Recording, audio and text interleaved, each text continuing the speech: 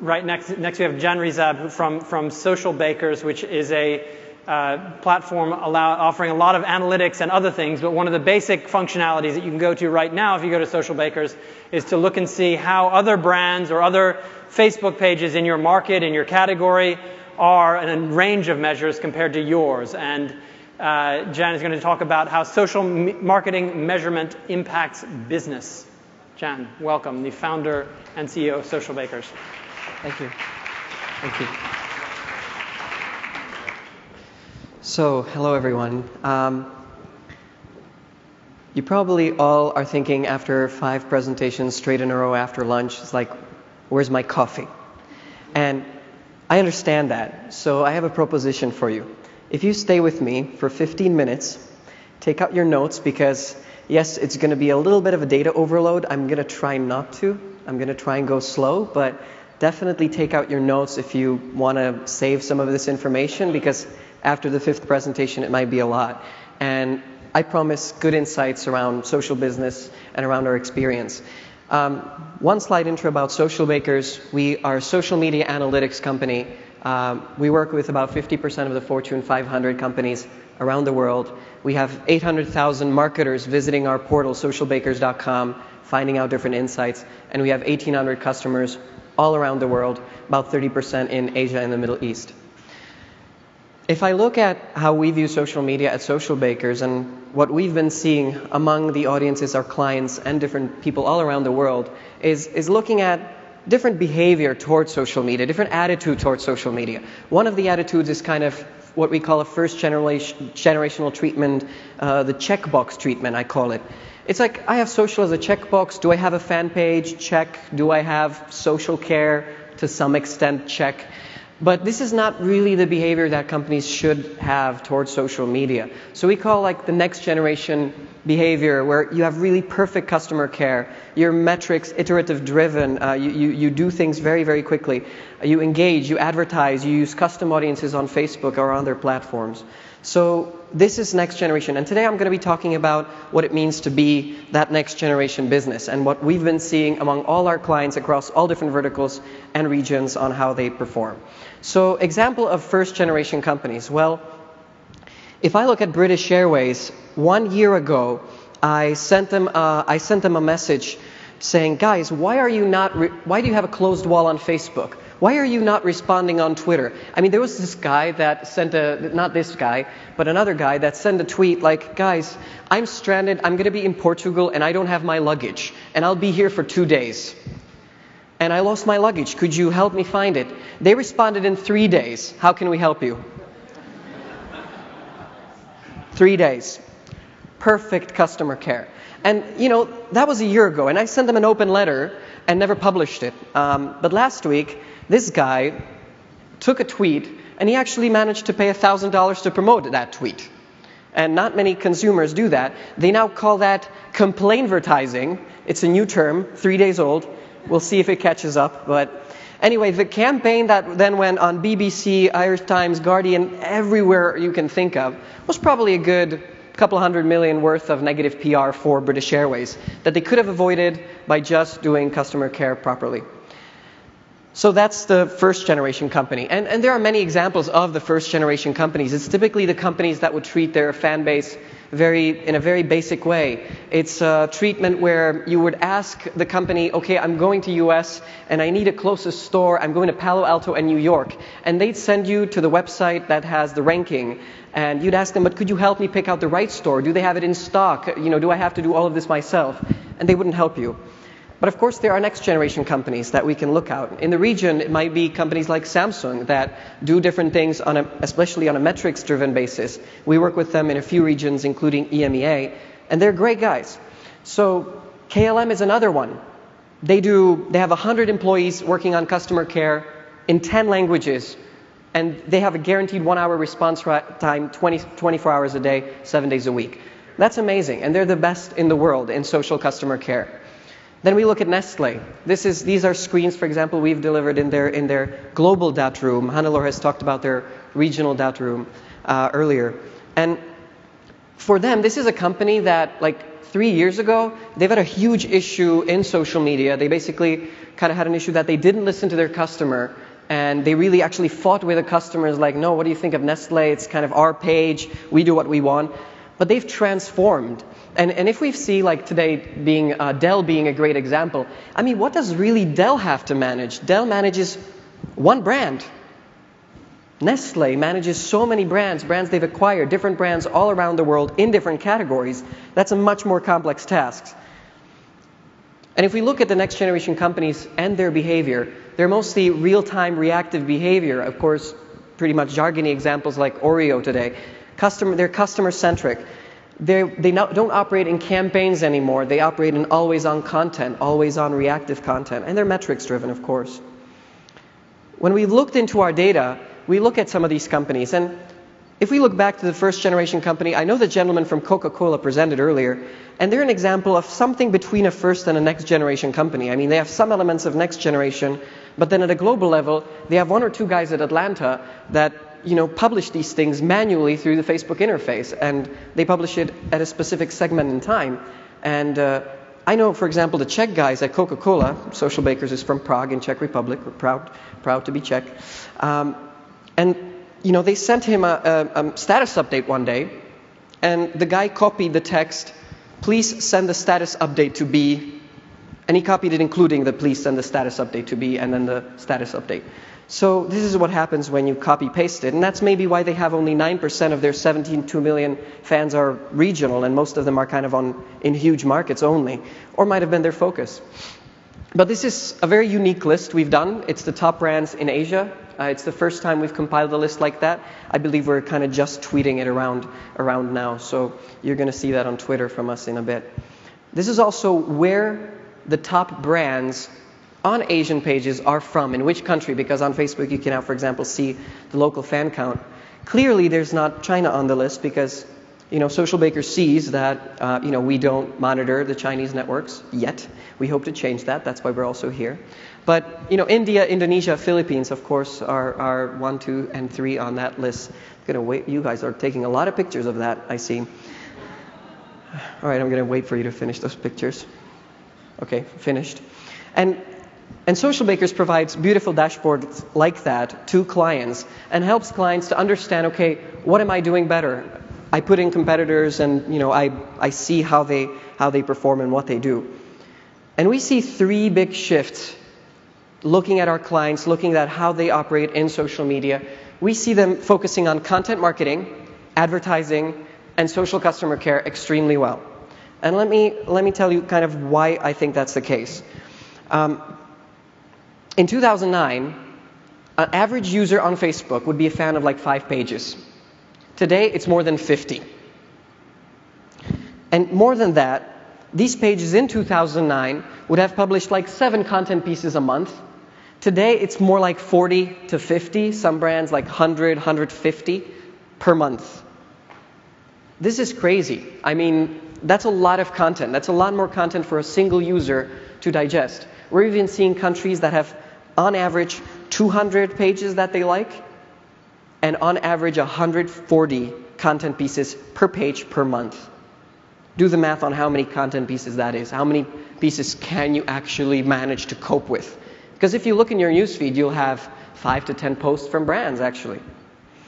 And this is where we come to evolution of newsfeed advertising. This is data this is from our clients, quite a few of them. In terms of the ratio of advertising, the blue part is the marketplace ads, the ones on the right, where they're not in the newsfeed. And the green are the newsfeed ads, including mobile ads. I mean, mobile only has newsfeed ads on Facebook. And there's a huge shift into newsfeed ads. I can guarantee you that Facebook's going to eventually drop those right-hand side ads, and it's going to be only the newsfeed ads at one point. Because newsfeed ads is what's relevant. It's content-driven marketing. So you see very much important to be in content and look at metrics. We've heard that today countless times. Engagement rate, interactions, reach, and all these other metrics. It's critical to look at them, of course. But the ad metrics kind of are taking over that part. And if we look at a certain Facebook post, a tweet, let's say I have a content piece. I want to send something to my fan base. It's not only about just sending it and putting it on Facebook, on Twitter. You have to advertise it. You have to put it to your fans, your friends of fans, different target audiences, or including custom audiences. You upload a certain custom audience, you advertise it there. Same on Twitter. I mean, that's like 10, 20 operations per single post on social media. Now, if you have 10 pages, that's 100 operations, that you have to do all the time. So imagine, the traditional way of like a content agency and a media agency that many of the brands might be using. How will these guys work together? Will they be calling each other every 20 minutes? Could you please promote this ad to this target audience? Oh, never mind. Could you please promote it to yet another target audience? There need to be tools. Socialbakers might have the solution coming out in 21 days, but anyway, that's a whole other topic. And we've seen big changes happening in social media structures, in teams, how they operate, how they change, and how they go, including like customer care. And I have like 2 slides on how customer care teams operate, but including how companies apply posting. In our research, over 70% of companies said they'll want to do content internally. And what does that mean for the agency in the room? Does that mean they'll be helping out with the specialization? Well, it definitely means they're going to be doing all the things around custom audiences. Because custom audiences is not something that a brand can take in-house altogether. So if I look at, for example, our social customer services things, we've, to my knowledge, been the first company to ever talk about social customer care as an important thing. We've been the first one to define basic customer care metrics. Are the people that tweet to you getting responded? Are the people that post on your page, are they, getting responded? And we published a lot of studies since 2011, and this has improved up from 5% of questions being responded to 62% where it is today. So it's really increased heavily, and we hope for the continuing support of that. But it's also evolved internally inside these companies. So if we look at the sheer volume of questions, typically the digital marketing department can't really cope with a high volume of questions, so they would pull in the customer care department. In every case that we've analyzed, companies that do social customer service well, it always ended up in the customer care department. It was run by digital, but customer care was involved and owned the responding of the fans first. Of course, PR was always involved and digital marketing is always involved, but they own the responding fact. And this is, for example, how they're coping with it in terms of headcount. FT is full-time, PT is part-time. So you can see that if companies do it internally, they can cope, if it's a team under 3 people, they can cope with a certain volume. If they can't, they use an agency. But if it's a much higher volume than that, you build up an internal team. So if you have kind of more than 300, 400 questions per quarter, definitely put in a team in place, internal team in place. It makes sense. And this only looks at Facebook, so you'll probably have double the amount of questions, including Twitter and other networks. At Socialbakers, we always say social's not about one metric. It's about all of them. So, when we started 5 years ago almost, it was about fans. Fans. Let's get those fans up. Oh, we reached 1 million fans. Oh, we reached 5 million. Great.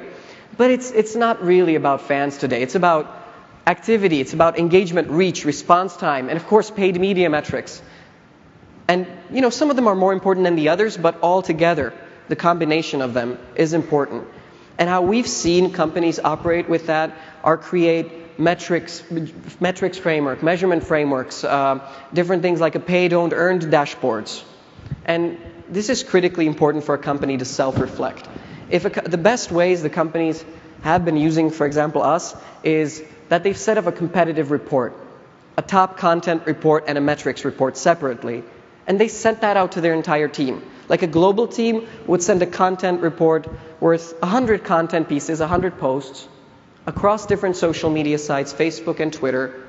And they would put it in front of their team and said, these are the top posts in the industry of hotels. And this is what they've done well. And that immediately, in a learning way, makes the team think, aha, and with us, we could actually do that. And it allows them to really quickly iterate and apply their posting strategy and get better, which is what they want. And our research supports this. We've asked 1,500 marketers what priority would they put on different metrics. So you can see fan growth actually has some of the lowest priorities. And you can see that for yourself. Engagement among the highest, content shareability, customer care metrics, website visits from social media. This is a research of 1,500 marketers all around the world across different sizes of companies. Now I'll go a little too fast for you taking pictures, so you might want to be quick on those. So what do next generation companies actually do? 3 slides for 30 seconds. That's almost perfect. So might run a minute over. So they put the customers first. We talked about KLM. So being a next generation company, KLM is clearly there, both from a customer care perspective, content perspective, and advertising perspective. But not only that, Socialbakers looks at loyalty on Facebook pages and Twitter. We look at the profiles that have engaged 3 years ago, 2 years ago, 1 year ago, and then look if these guys still engage with the pages today. And what we found is actually KLM has the highest amount of loyal users. That's whatever that color is, this color. So it's the highest amount, and it accounts to 60% of their overall engagement. So they win in engagement because they have those loyal fans. Otherwise, they wouldn't be in the top 5. But they're not top number 1 because of those fans. But what I don't want you to think of that only as ambassadors. That's very important for that. But it's also when you're doing paid media on social media, it actually takes in consideration the network that you have. So if you already have a very good engagement, then the friends of fans engagement will be much easier and cheaper to get. So if you don't do that, it's an issue. They are metrics driven. They create scorecards, measurement frameworks. This is one we did for the Body Shop, looking at different regions, different performances. This is the 42-page long PDF. I think too long in this case, but I won't go through it, don't worry. And they find insights, and they, of course, take them. They apply them into the business. This is a rather complicated one to explain, so with the sake of time, I'll skip it. But we look at different industries, and logically, different things work for different industries. So for airlines, it works to send out beautiful pictures to see, okay, these things really, I really want to go to this destination, and send out beautiful pictures from that destination and create aspiration. I want to go there. Yeah, I'll buy a ticket. And they might not buy it right away. And of course, they innovate. It doesn't mean that you're next generation social media business today, that you're one in 6 months. This changes all the time. It's an everyday battle. And that's all. Thank you.